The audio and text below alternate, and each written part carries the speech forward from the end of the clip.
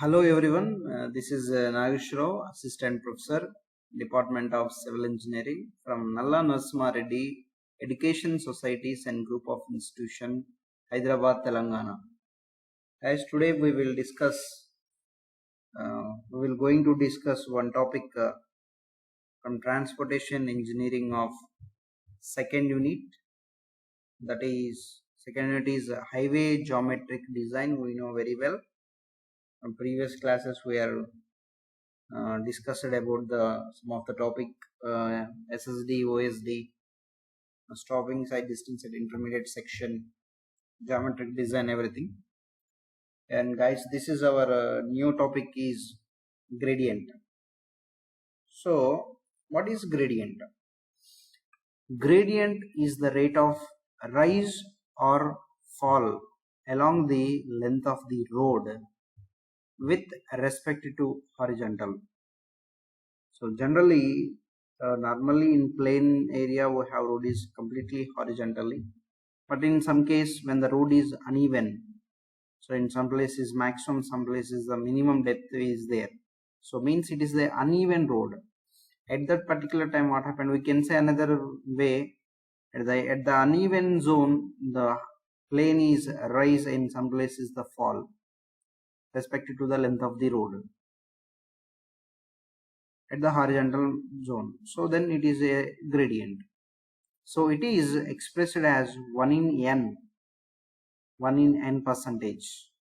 So rising percentage as well as falling percentage. When we are constructing road at there, embankment is there, and banking, filling, cutting, we can say like this when we are constructing the road at the particular time.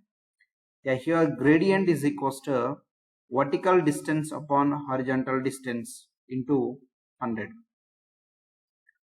So this is the formula h by d into 100.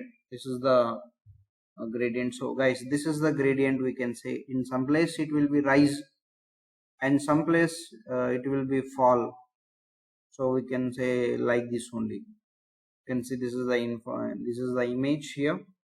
Another image also is there. So this is also we can say in some place road in rising section, in some place it will be falling section. So according to that means the length of the road, and depending upon the plane that the concerned earth is the uneven zone. So if in a plain area it is uneven, we can fill with soil, then we can make it is perfect. But in a hilly terrain, so at that place we cannot do. So in some place it is it have rising and as well as falling also there. According to that we will make. So here also same like that. In super elevation place also may like that. So at the outer place is maximum height and inner one is the less. Some inclination is there over. And the objective or purpose of the gradient, they connect the stations located at a different levels to make the earthworks of the road project economical by the balancing, cutting and filling, and to provide effective drainage of rainwater, and to construct a side drain economically. Nature of ground, it is a factor affecting gradient. Nature of ground, nature of traffic, drainage required, type of road surface, total height to be covered. So nature of ground, so different kinds of terrains is there. According to that we need to make. And nature of traffic, so in normal condition the traffic is different, in rainy season is different. So depending upon seasonally the traffic also is different, and drainage requirements when is the rainfall is maximum. And what happened, drainage condition is well and good, and we can reduce some extent traffic also. And type of road surface, that is also very important point, wet or dry, total height of the covered. So types of gradient, some of the types is there here. So ruling gradient, so it is the gradient within which the vertical profile of the road is designed, hence it is called the design gradient, we can say. This is such a gradient that the vehicle can use a road without extra consumption of fuel or much cutting. So this is the first. And limiting gradient, by topography of the place compels to adapt a steeper gradient, then ruling gradient and limiting gradient is used because the road with a flatter gradient will be very costly. Some exceptional gradient is there here. The gradient steeper than the limiting gradient is known as the exceptional gradient, and it is used in the extraordinary situation for the shorter lengths of the road.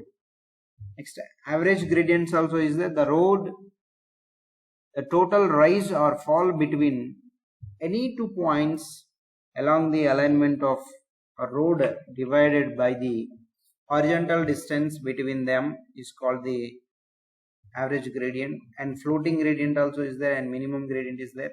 The gradient on which a motor vehicle moving with a constant speed continues to descend with the same speed without any application of power or brake is called floating gradient. So it is moving in safely at the constant speed, so we can say that is a floating gradient. So minimum gradient means the minimum desirable slope essential for effective drainage of rainwater from the road surface is called a minimum gradient. So guys, this is the IRC recommendation. Yeah, this is the IRC recommendation. So plain or ruling area, we can say terrain. So gradient, so nature of the area, so plain or ruling area.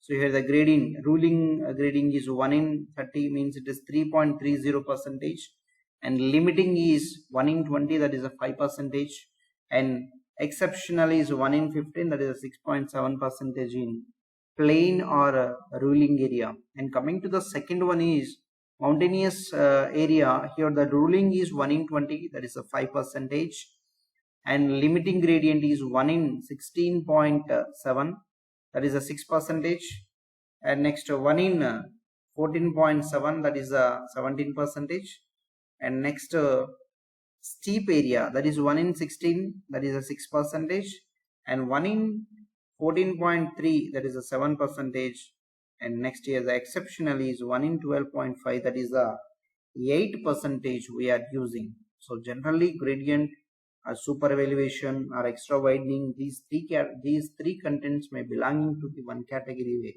Why? Because for example in a hilly terrain, a steep terrain, when we are taking, or mountainous terrain when we are taking, or when we are constructing a road, so obviously it will be the rise,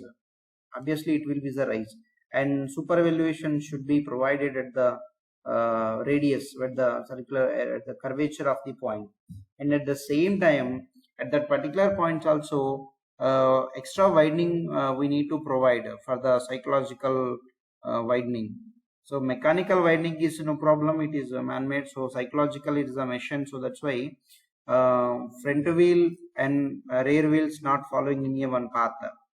So front wheel moving at the outer portion, and rear wheel is moving in a inner portion, so that's why these two are not moving in a particular path. So in order to eradicate the condition, that the problem, we need to build some extra width at that particular point. So again super elevation also is required at that point. Compared to the inner portion to the outer portion, it will be the rise. It will means it is some inclination we need to construct at that particular point, and we need to have some gradients also is there. Gradually when we are traveling from downwards to upstream, it is obviously it will be rise. It is a mountainous area, and ruling and limiting exceptional gradients we are using over there. Once we are reaching to the top level, then what happen, we need to cross out other side, so it is completely falling area. So here also same, we are using all kind of the gradient with the percentage, so then we can move safely with the recommendations of the IRC when we are follow. So this is the information about the gradient, and we need to maintain all the precautions when where the National Highway Authority of India and IRC all kind of the plans. So we are using these information, and we need to build according to that. Then we can overcome all kind of the problems in the gradient or super elevation or extra widening, whatever it may be. Yeah, this is the information, guys, about gradient. And thank you.